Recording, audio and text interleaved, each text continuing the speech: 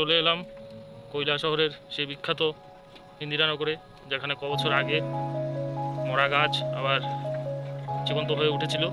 এইটা সেই ভৈরবথলি, সেই বিখ্যাত ভৈরবথলি। এই মাঠে হয় পুজো, সাথে হয় চড়ক পুজো, মেলা 3 দিন ব্যাপী। আর এই হলো সেই গাছ, যে গাছ পরবর্তী সময়ে আবার জীবন্ত হয়ে ওঠে। এই সেই গাছ।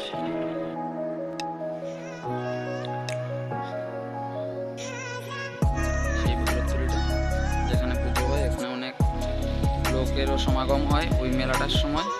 সঠিক বলতে পারবো না সেই মেলাটা কবে হয়। এই সেই ভৈরব মূর্তি। ক্যামেরাটা ঠিক ভালো আসছে না।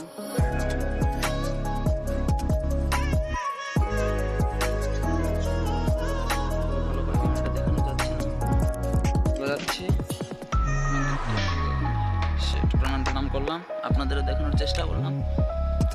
সাইডে আছে অনেক রাবার গাছ।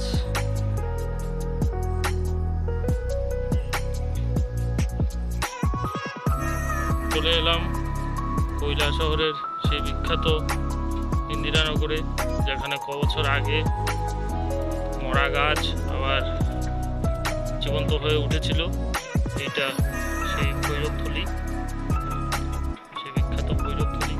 এই মাঠে হয় পুজো, সাথে হয় চড়ক পুজো, মেলা 3 দিন ব্যাপী। আর এই হলো সেই গাছ, যে গাছ পরবর্তী সময়ে আবার জীবন্ত হয়ে ওঠে। এই সেই গাছ।